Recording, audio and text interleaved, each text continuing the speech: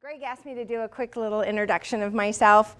I'm Athabascan. My mother was from the Fort Yukon area of Alaska, and I am one of 10 little Indians in my family. I happen to be the youngest of the 10, and so growing up, I lived in this strange world that I think many people of my age live in, which was my mother was not proud to be Alaska Native. In fact, I didn't really know I was Alaska Native until I was about 7 years old. I just thought I was dark-skinned. And so what happened then, just a little background to that, is my mother, being from the Fort Yukon area, grew up in her subsistence way of life. She spoke Athabascan, she went to fish camp, and then at the young age of 12, her mom died during the tuberculosis epidemic, and she was left orphaned and was sent down here to Eklutna, to the boarding school, which was run back then by BIA. And quickly, she was encouraged to let go of her Native values. And her Native values became dirty, bad, not good. And so my mom quickly believed all that, stopped speaking her native tongue, never cooked a traditional meal, never told us a traditional story growing up. Very sad. That was one generation ago, which is really hard to believe when you look at Alaska today and the pride that exists amongst all of the Alaska Native corporations and the pride that we're trying to instill in our people. But that being said, when the Claims Act passed, I remember my mom saying, we happened to be living in Wyoming at the time, we had left Alaska, and I remember my mom saying to me, as we walked down to the little bank in the town that we lived in, and she said, we're going to the bank, we're setting up a bank account because they're doing this thing back home in Alaska. I don't know what it means, but I signed you and your brother and some of your sisters up for it, and we'll see what happens. And that was the Alaska Native Claims Settlement Act, and she had enrolled us, and she enrolled us back in her home region of Doyon. So I'm an original Doyon shareholder, and my other siblings were all old enough at the time the Claims Act passed that they could choose where they wanted to live and choose where they wanted to enroll. And so amongst the 10 of us, I think we're representative at least of half of the Native corporations that are out there. And it's funny because, of course, we all compare stories. What's your dividend? No. So, you know, I've often thought in the years, moving forward about that moment in time and the fact that my mom, despite her not being proud to be Alaska Native, she kept a little bit of a grasp of what was happening back home here in Alaska. And so then fast forward, we eventually moved back to Alaska. Again, she never celebrated the fact that we were Alaska Native. We never did anything around our culture. And then my mom died when I was 12. And I was lucky at the time. I had, my dad was still with us, and I still had him. So I didn't face the same situation she did. But I all of a sudden thought, well, okay, now I've lost everything that I have to tie me back to my culture.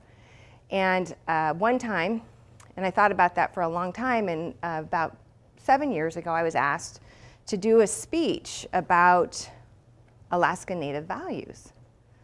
And I thought, I can't give that speech because I didn't grow up being proud to be Alaska Native.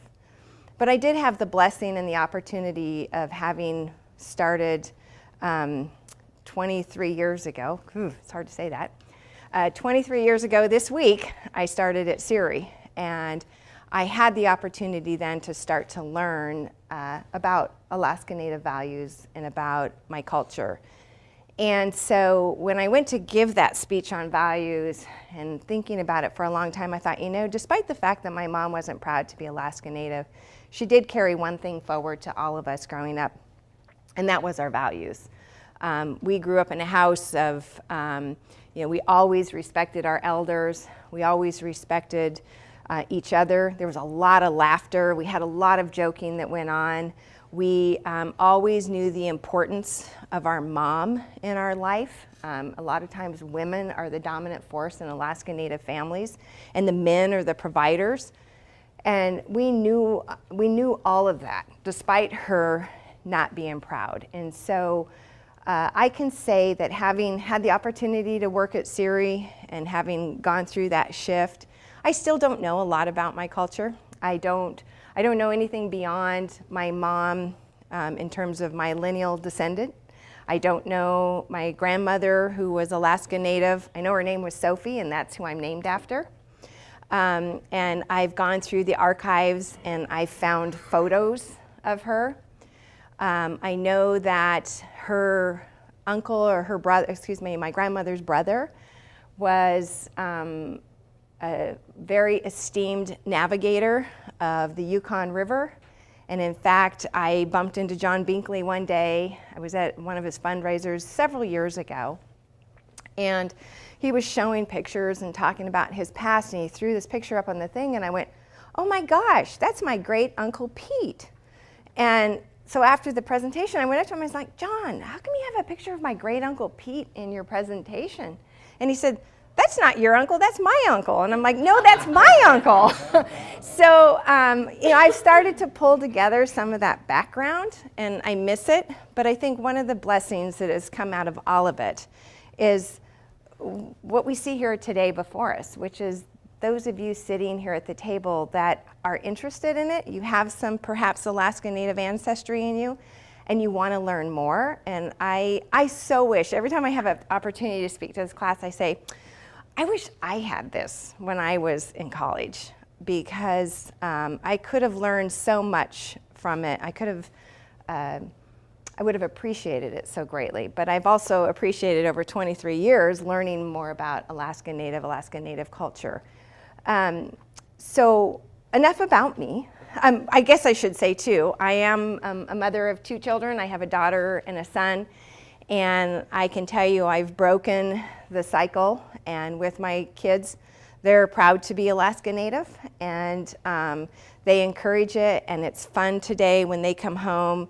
Like my daughter came home one day and she said, Mom, I feel like I'm being treated differently. And I said, what do you mean? What does that mean? She said, well, this lady came and she said that I needed to come talk to her about Indian education. And I said, well, you are being treated differently. And I said, that's a resource. That's a positive resource for you. And she just wanted to share with you what they had to offer from it. And so a couple days went by, and she came back and she says, Mom, I'm so glad you told me that. And I said, why? And she said, well, there was another girl and people were making fun of her because she went to Indian Ed for services to help tutor her in math. And she was being teased about it, and I was able to stand up for her. And I said, well, good for you. I'm proud of you for doing that, and you need to do that. And so, today I'm encouraged. My daughter will be going to AFN with me this year. She's 16. I asked her if she wanted to go, and without skipping a beat, she said, oh, Mom, yeah, I want to go. And so my son, unfortunately, won't be able to go because he'll be outside playing hockey. But I'm glad that I've broken the cycle, at least in my own family, and that they can grow up proud to be Alaska Native just like I have. And I wonder, oftentimes when I think about my mom, I've often thought that, if she were alive today and could see what a difference the Alaska Native corporations have made in our people and making them proud again to be Alaska Native, would she sit down in the chair with one of her perhaps 32 grandchildren and 27 great-grandchildren and 17 great-great-grandchildren? Would she sit down and would she tell them a story? Would she speak to them in her Yupik or her Athabascan tongue? And would she, celebrate that once more with them?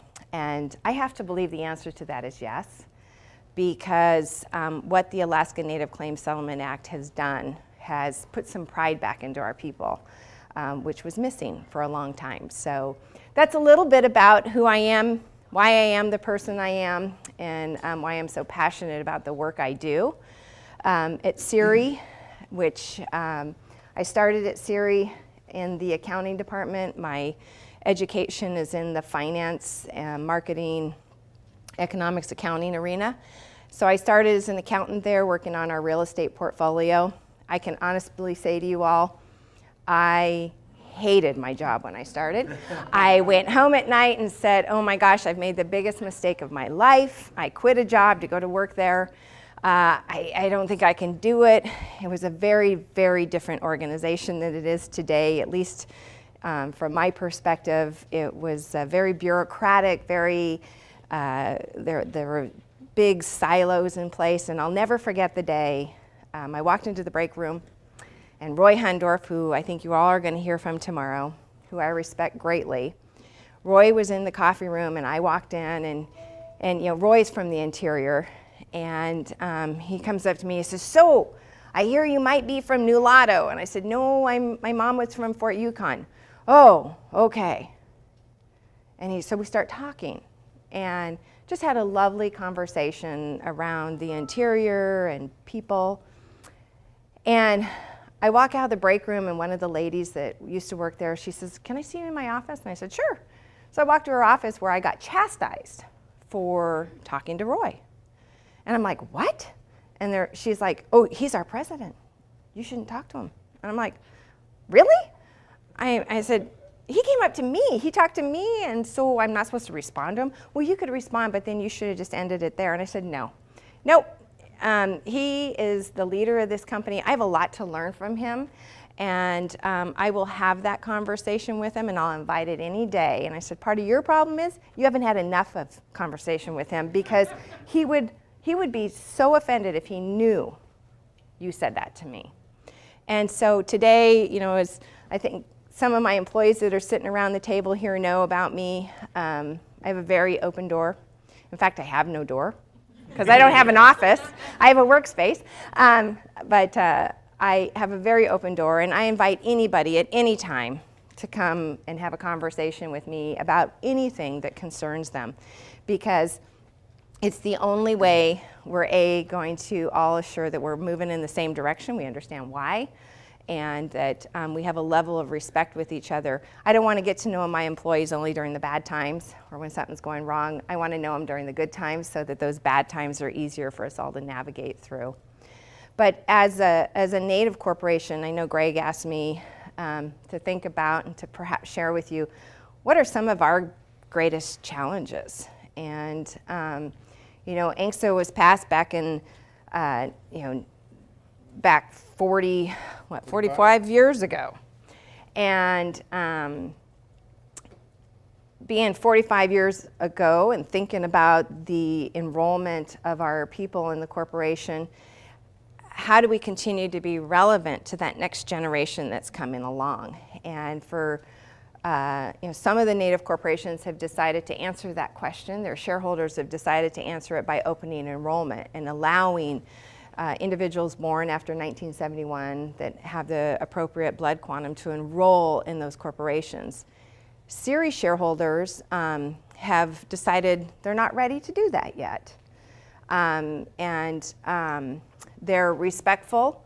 They recognize that the next generation needs to be a part of the company and a part of the culture of Ciri, but they're not quite ready to open the enrollment up. And I think it's Sophie's opinion is they recognize that the dividend pie is this big, and when you open enrollment, it's still this big, but those slices are going to get sliced skinnier and skinnier. And so they're not willing to quite give up their slice of the pie yet to the next generation. So what we're challenged with today is, how do we become and maintain relevancy for that next generation? And so over the last 5-6 years, we have embarked upon a strategic initiative around just that. And what we've done is we've tackled it from the youngest to the oldest. And by that I mean we started things like an art contest for our youth. For less than 5-year-olds, we have one group, we have another group, and an older group. And we do this art contest, and we ask them questions like, what does it mean to you to be Alaska Native? Or something to that effect. And I can tell you all, there's so many parts of my job that are so rewarding, but seeing that art come in the door and laying it out on our boardroom table and looking at it is amazing. It's absolutely amazing. And yeah, I am inspired by it, that somebody that young that doesn't own one share of stock in the company has some tie, some connection to who they are and to their corporation. We've stepped it up a little bit as a child gets older. We have Take the Youth to Work Day, and our next generation, we pick a cohort of students to come in and spend a day with us at Ciri, and they get to shadow some of the executives and some of the team that we have. And I can tell you, Joel's department is one of the big highlights. They love seeing what our corporate communications department does. They have cool toys like video cameras and drones and whatnot. And they do the website, that technology that the next generation so is attracted to. And we do that. We started a summer internship program where we bring interns in and they actually work at the company all summer long. We put some of them out in our subsidiaries. We had the intern the last 2 years. He was a repeat. Came back and worked for one of our subsidiaries in the construction arena. He's getting a construction management degree. And so it's very, very relevant to him and what he's studying and what he's doing. We had an intern in our corporate communications department that, again, was studying that area. I fully expect we're going to see him in the movies in Los Angeles or producing them someday. And then beyond that, we have worked hard to do things like, early on, Ciri established our Ciri Foundation that provides scholarships and grants to our shareholders and their descendants to further their education. And on the other end of the spectrum, we have established what is called our Ciri Elder Settlement Trust, which honors our elders, which again is one of those Native values that we have. Our Ciri Elder Settlement Trust pays an additional dividend, if you will, to our original Ciri shareholders once they reach the age of 65, until the trust runs out of money. It's a self-liquidating trust, but they get a quarterly dividend out of that trust on top of what they get from the company. So we've got the whole broad spectrum of trying to keep Ciri relevant, because even for those elders, when they get to be elder and you look at some of the programs that are available to our elders, sometimes they're kicked out of those programs because they make too much money. And so they may have gifted away, say, 99 of their 100 shares. So they have 1 share of stock and they get a very small dividend. So we want to remain relevant to them as well, not just the next generation. And so that's captured also through our Ciri Elders Settlement Trust. Well, just in terms of the population of Alaska Native corporations, you became an original Doyon shareholder living in Wyoming. And it's just the case that these days we have shareholders in region and shareholders outside of the region. And what do we do to make those folks that don't even live here understand what we do? Great question. So Ciri and a lot of the other Native corporations do the same thing. We, publish a monthly newsletter that is distributed either via mail or electronically. And it's also available on our website to all of our shareholder base. In addition, we have a wonderful website that's full of information. But there's nothing better than that face-to-face time with the shareholder. And so a couple of the things we do, in fact, tomorrow we'll do one, is we hold annually what we call our Ciri Friendship Potlatch, where we go to communities, specifically we're in Anchorage, we go to Kenai, and we go to the Pacific Northwest because we have a large shareholder contingency in the Pacific Northwest. And we hold a friendship potlatch. It's an opportunity for our shareholders and their families to come together enjoy a lovely meal together, and we bring in artists to sell Alaska Native art. At that potlatch, we enjoy, in that meal, we working with our tribes and our villages in our region. We get salmon over the summer, and then of course we harvest a moose or two, and we prepare some, authentic Alaska Native food for them. They get moose stew, or sometimes moose chili, or pierogi fish pie. And so we all sit down, we have a nice meal together. Then there's programs and presentations. We do some honoring to we honor those that are alive, and we honor those who have recently passed on during the last year. We have what's called the cloth ceremony, which is a Athabascan cloth ceremony. We ask all the participants to come together, and we stand in a circle similar to what we are here today. We have some really nice calico cloth that has been sewed into a rather large circle, and it's pre-cut so they can tear it easily. We print material that shows all of our shareholders who have passed during the year, and sometimes that list is rather long. And then we invite those that are there, we pass around a microphone, and we invite those that are there to remember somebody else that they may want to remember. And it doesn't have to be that they just passed this year. For me, I've often mentioned my mother and my brother who passed away 9 years ago.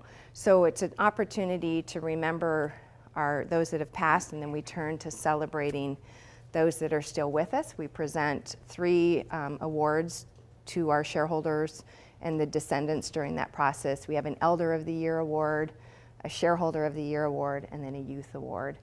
And those are amazing because you get to recognize the accomplishments of each of those individuals. And most times they're there. At one of the 3 potlatches, they will be there, and we'll actually get to present them with their gift. And we do the same thing when it comes time to talk about the business of the organization, which is really important. How is Ciri doing? Where are we going? What are we doing? What does the next year look like? What does 3 years from now might look like? And then the greatest job that a shareholder has is to elect our board of directors, which with a 15-member board, they serve staggered 3-year terms. So every year we have 5 of our board up for election. And leading up to that annual meeting where they do that electing, we do informational meetings where we present to the shareholder group, how did the company do, bless you, how did the company do this last year financially? And we are very open and transparent in that process. We then go on to talk about our various business lines, perhaps, discussing things like, I'm sure this year, one of the highlights will be, well, why did you sell tourism? And why did you sell Ciri Alaska Tourism? And so we will answer that question and hit that one head on. Where are we going? What are we doing? And that's an opportunity for do that. And it's an opportunity for shareholders to be heard. We, oftentimes it's not a question that they ask, but they just have something they need to get off their tongue or off their chest, and we allow them to do that. And, at the end of the day, again, through that process, we have a lunch. We do a lot of things around food with our people. It's a nice gathering opportunity. And so those are the big parts of how we try to keep our shareholders who are we have shareholders in every state. We also have shareholders that reside in Japan, and I believe one other foreign country, and we keep in touch with them. We have instituted a lot of technology such that, our dividends when they go out are electronically paid in most instances. I think over 70% of our shareholders now get paid electronically, and we push out all of our materials that way. We publish a calendar every year for our shareholders, and people often go, well, why do you still do it? And sometimes we ask ourselves, why do we still do it? I mean, because let's face it, we all rely on our phones and our computers and stuff, but there is that group of shareholders that likes the calendar. And so then the question becomes, do you make the grid on the calendar so that you can actually write stuff on it? Or don't you? And it's funny because it's the big debate. We hear it every year at a meeting. We know the question's going to come up. And so, the year we print the small grid, we get the little elderly shareholder in the front row yelling at us because she can't write her doctor appointments or this, that, and the other. And then the next year we print the big grid, and then we get somebody saying, it doesn't fit on my wall. So, those are, we do items like that as well. The other thing that, one of the challenges, if you will, that we have is, I don't know if you've heard, or I'm sure you have through your courses, Ciri has a rather robust group of nonprofit agencies here in Anchorage, South Central Foundation, Coconut Housing Authority, Coconut Tribal Council, that provide services to not only Ciri shareholders in the region, but all Alaska Natives, Native Americans in the region. And the difficult thing is that our shareholders that live outside the state don't receive those services.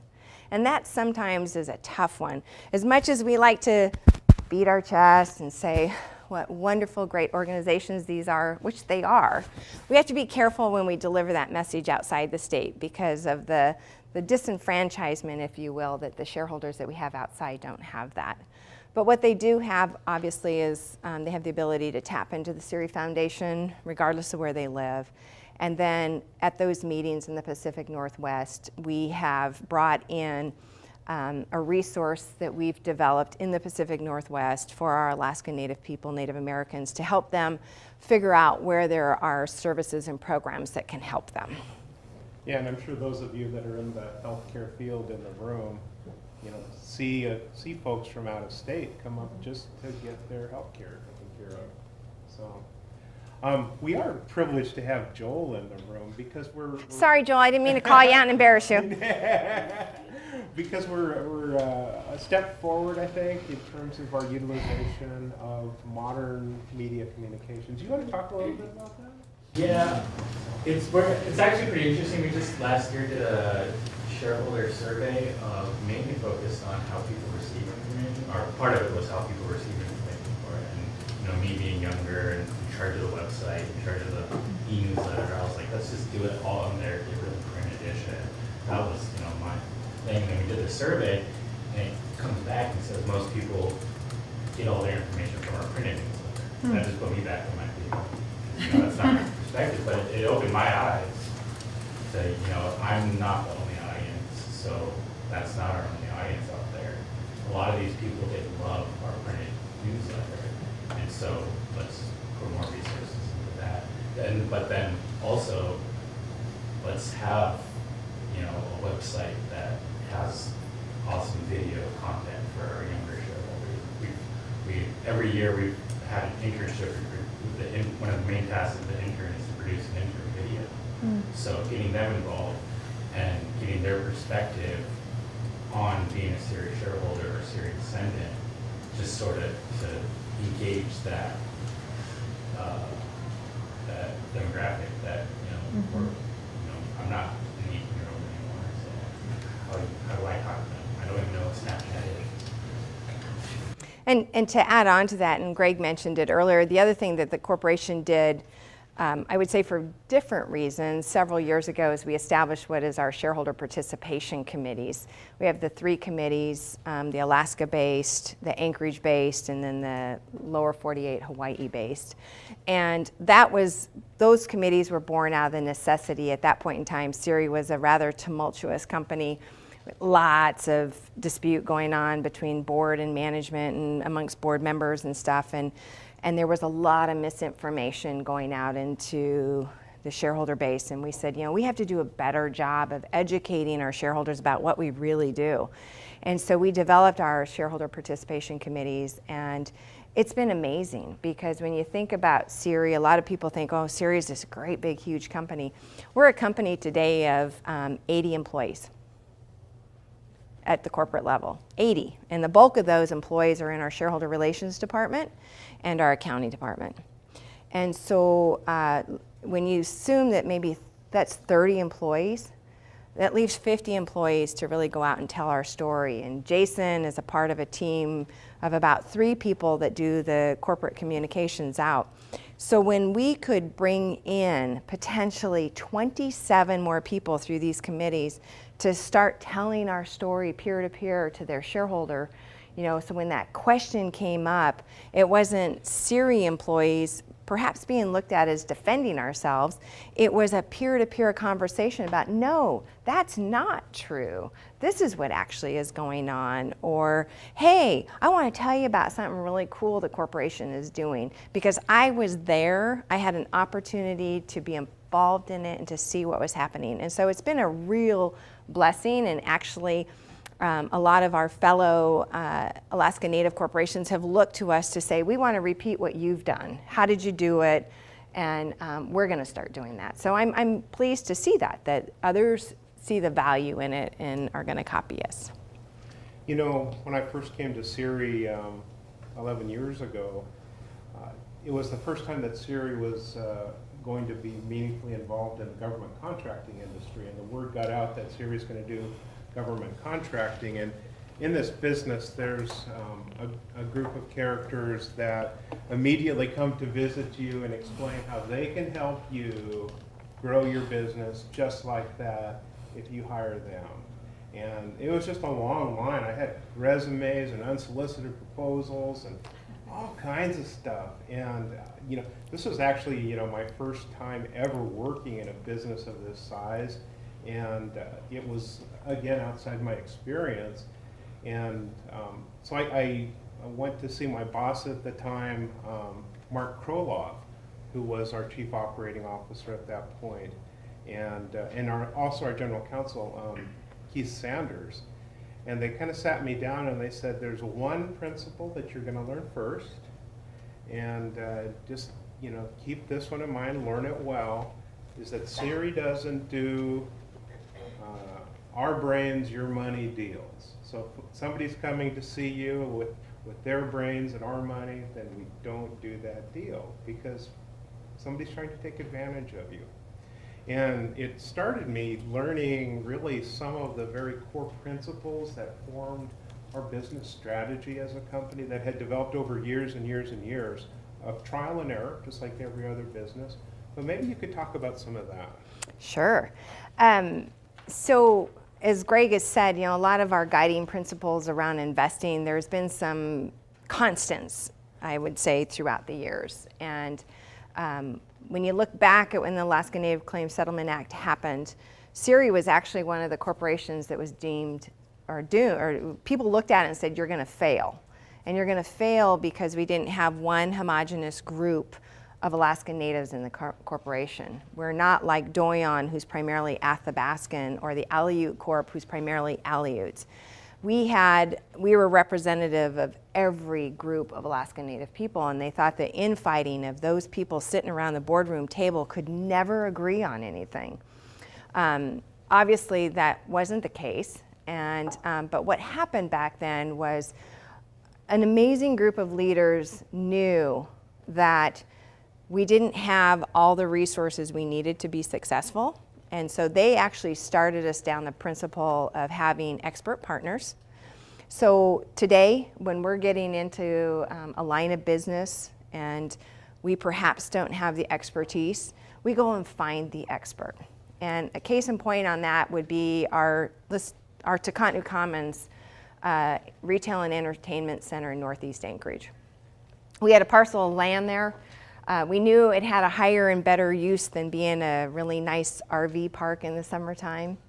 And we started talking about what could it be and looking at the amount of traffic that flowed by that area every day.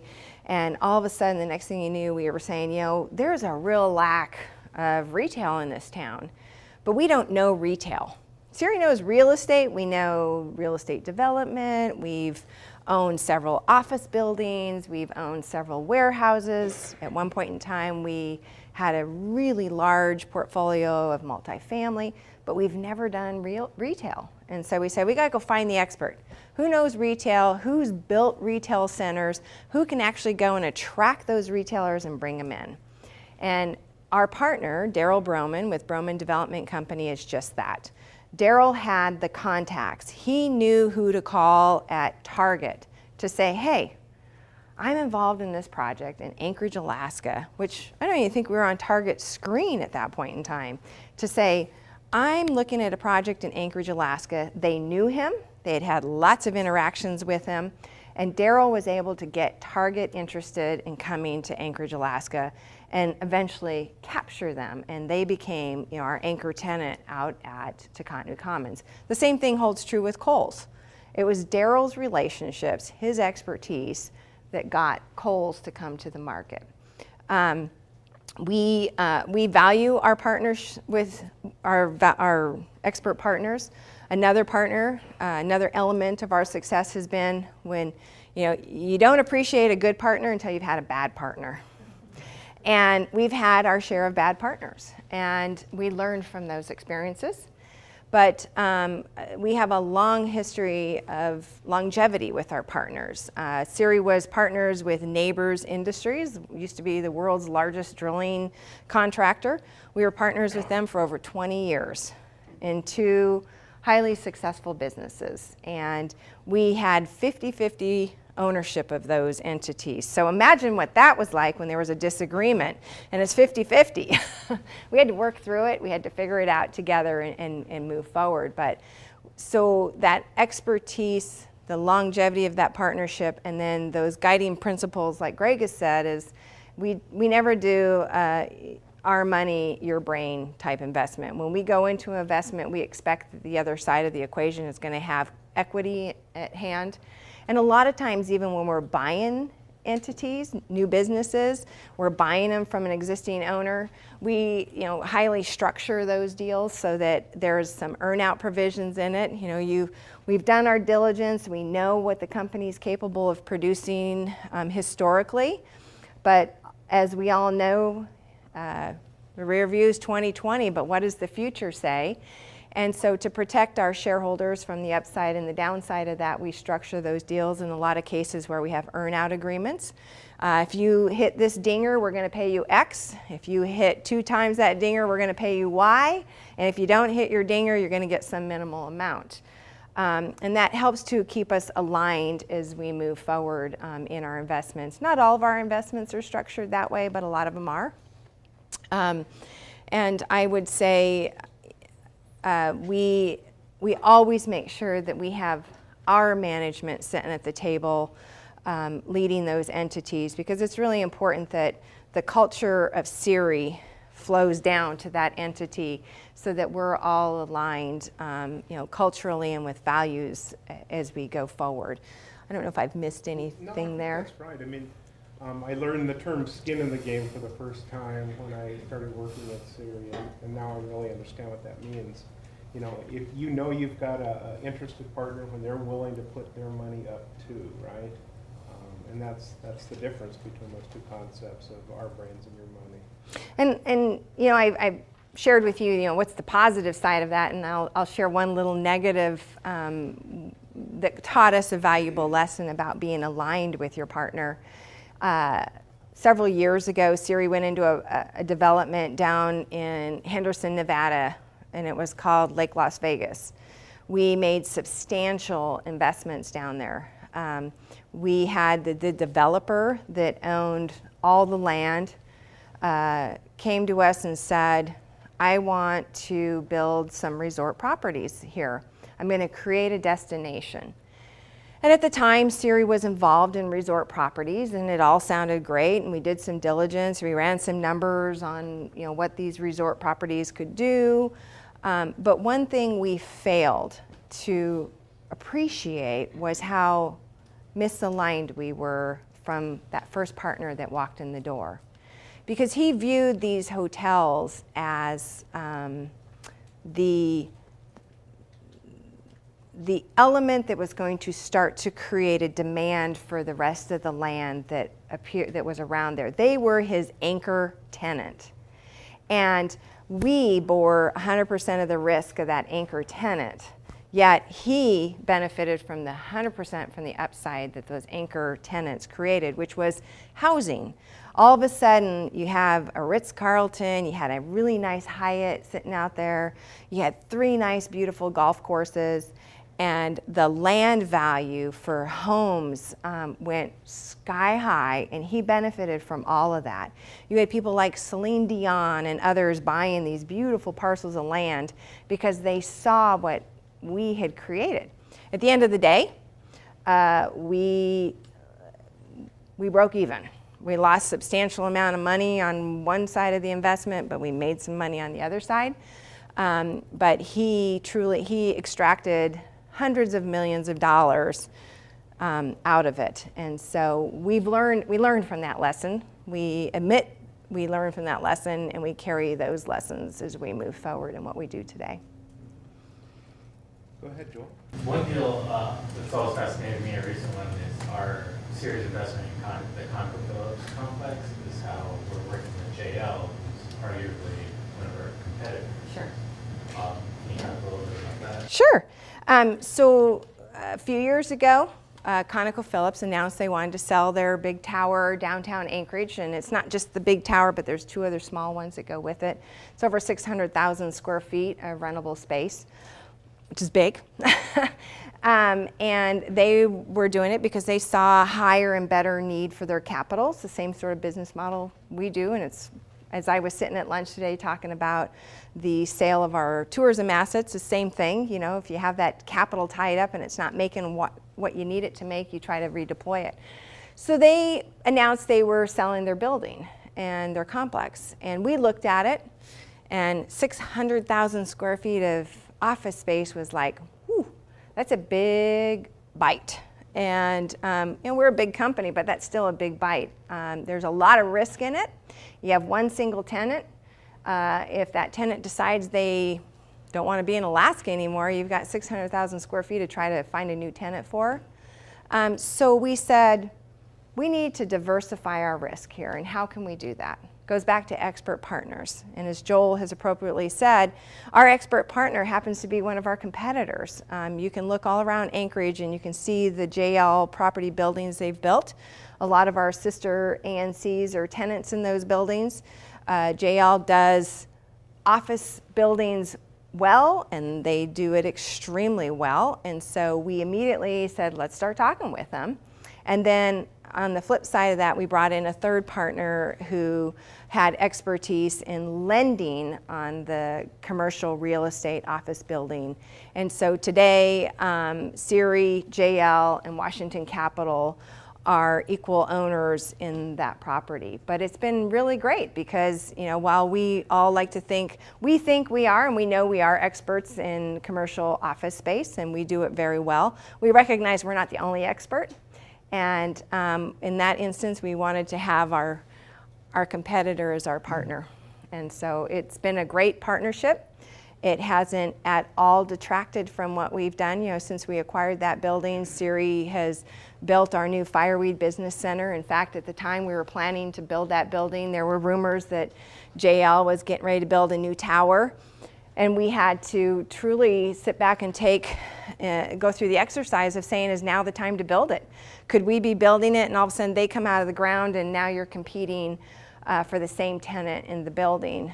We decided to take the bold move, and we built our building, and JL didn't build theirs. So we still are competitors, but we're competimates now. There's a lot of competimates these days. Yeah.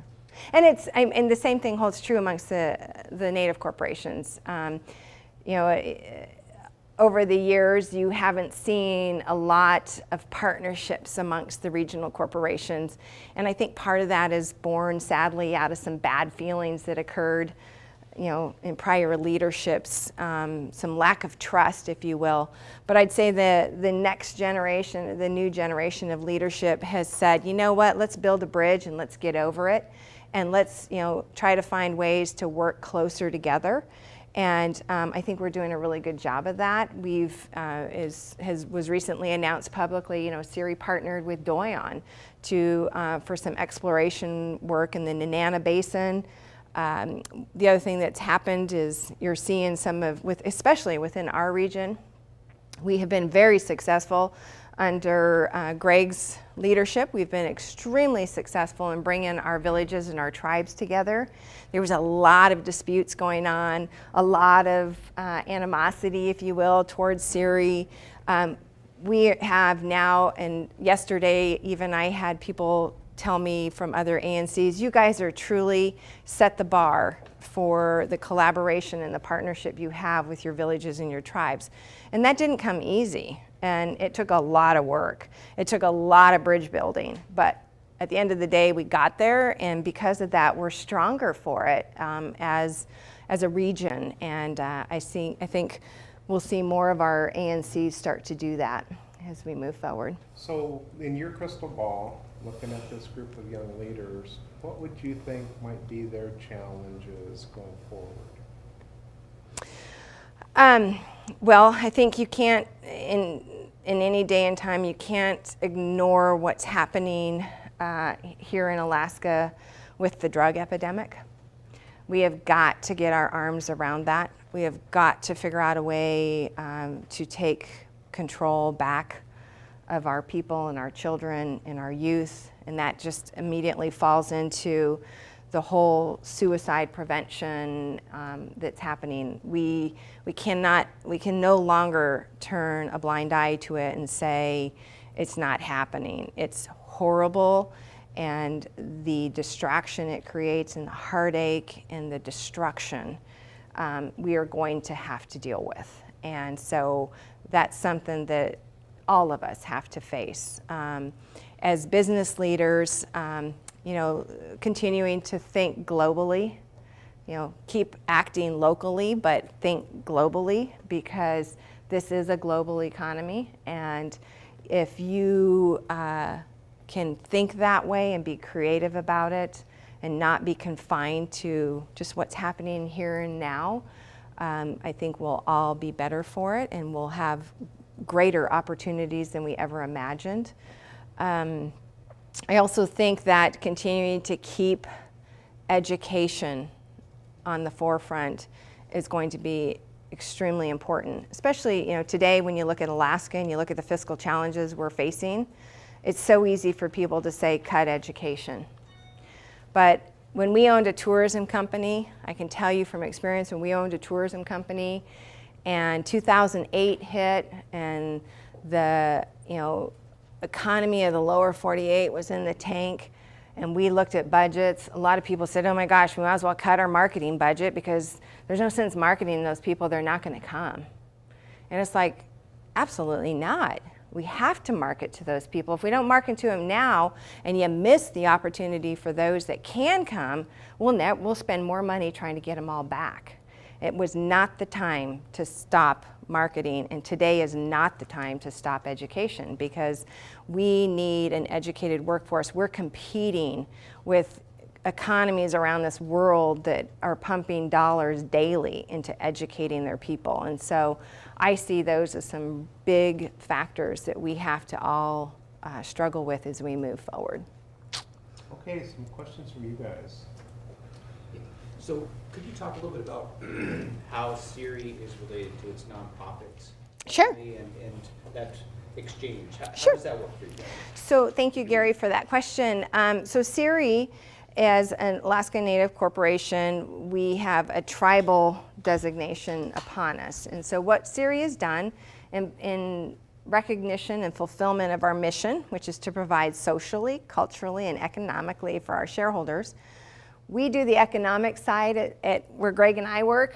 We produce a dividend to our shareholders, but we really look to that family of nonprofits that we have delegated our tribal authority to provide those social type programs and services. And so we have the three that I've spoken about.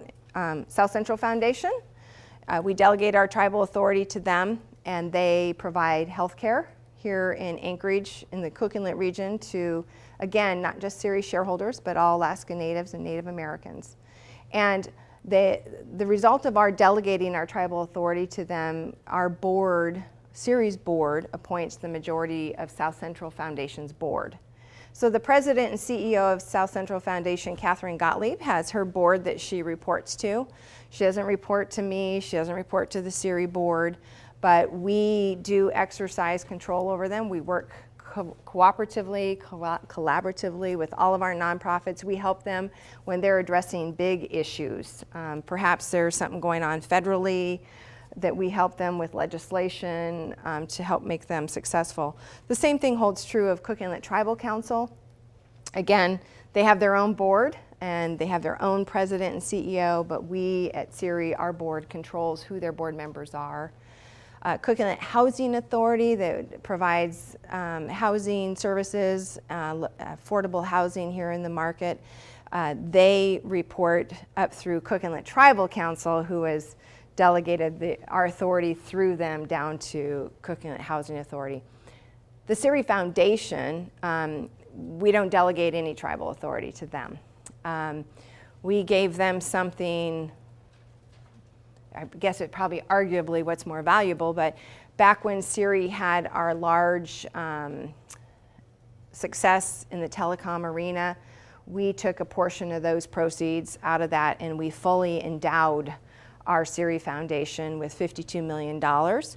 And so now the Ciri Foundation uses the earnings off those endowments to provide scholarships and grants to our shareholders and their descendants. And today, they've paid out over $22 million in scholarships and grants to our people, which is amazing. And so that's how that family works together. There's two other, or I should say three, in all fairness. There's three other entities that we often talk about in all of our materials and all of our presentations, which is the Alaska Native Heritage Center. Ciri, under Roy's leadership, was instrumental in establishing the Alaska Native Heritage Center, but that center came to be really truly out of all of the regional corporations putting in the initial seed money for the entity. We don't delegate any tribal authority to it. It has its own board of directors. We like to have some representation on that board, but we don't control it in any way, shape, or form. The other one is Kiwanuka Broadcast Corporation, or KNBA 90.3, the only Alaska Native radio station, urban radio station here in Anchorage. Ciri, again, was instrumental in the formation of that entity. Today, it, again, has its own board and has expanded outside the state. They operate out of New Mexico and produce national Native news. And then the last one is the Alaska Native Justice Center. And recently, because of challenges in securing funding and trying to be more efficient in the delivery of services, we recently worked with the Alaska Native Justice Center under Greg's oversight to have them move under the umbrella partnership with Cook Inlet Tribal Council. Cook Inlet Tribal Council does some work around, re-entry for some of our incarcerated individuals, and the Justice Center fit nicely within the work that they do there. So on all of these nonprofits, if you will, especially the big ones, South Central Foundation, Cook Inlet Housing, and Cook Inlet Tribal, Ciri doesn't support them financially at all. We don't put any money into the programs that they offer. It's our tribal authority that allows them to get funding from state and federal. Ciri Foundation, as I indicated, we did do a large endowment to them. Annually, we pay a small payment to them because it helps to offset some of our royalty tax. It's an incentive that's out there for all entities to take advantage of, and so instead of sending that money to the state or to Uncle Sam, we choose to send it to our Ciri Foundation.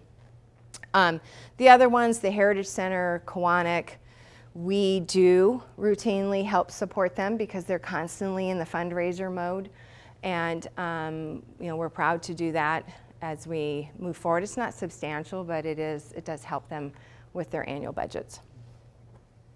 Other questions? Go ahead. I actually have a whole list of questions. I have too. So regarding open enrollment, like BDNC, we take it, we've gotten so far as where we've done surveys with our shareholders, asking them really two primary questions. How do you feel about,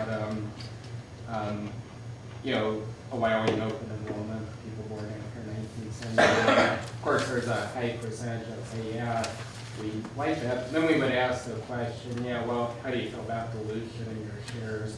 And typically we would have a high percentage that would say, no, we don't like that. So obviously there's a contradiction there. How does Ciri, did you guys do a survey of your shareholders, and what process have you put in place to work through the open enrollment? Yes, and so we typically over time have always done surveys of our shareholder on big issues like that. And a few years back we did a survey of our shareholder. We gave them 4 options for the corporation, and open enrollment was one of them. We always come back to, they're not quite ready to go there. Just recently, as Joel reported, we did, because when shareholders were at these meetings and they ask, well, what about the open enrollment? We want to have new data and drive those decisions off of data. And so we did recently, I guess it's 2 years ago now, we went out, we did a full-blown survey to our shareholders on a variety of things, and open enrollment was one of them. And our responses that we received were exactly what you just reiterated. Was the majority of our shareholders said, yeah, they like the idea of including those born after 1971. But if it meant that there was dilution and their dividend would decrease, they were resoundingly not in favor of it. At the same time, we polled them on what were some other benefits that they would be interested in seeing. Help to prioritize those. And I would say out of that, there was a couple, and in fact, we're going to be talking more about it later or early next year. But one of them was like burial benefits. A lot of times, our people pass on, and the family is trying to figure out how to get them back to perhaps where they came from, and they don't have the resources and the money to do that. And how can we perhaps help bridge that gap? Our Coconut Tribal Council has a small pool of funds they receive through the state of Alaska, but are those funds going to be around next year, and to what extent? I know this year they ran out of those funding, those funds that they had really early on, and so there's a big gap there. So there are things outside of that our surveys help guide where we go. Yep. Just one other quick question. So I believe I read that. The 1991 amendments to Alaska basically kept the restrictions to the stock where you couldn't sell the stock unless there was a vote by the shareholders that would allow the stock. I thought I read that Ciri may have been the only native corp that took it to vote, lifting the restrictions on the stock. Being able to sell the stock. Is that correct? Or? Well, I'm not sure if we're the only one, but what I referred to just a minute ago about the 4-vote option we did, that was one of the 4 that we offered was a stock buyback. Yep.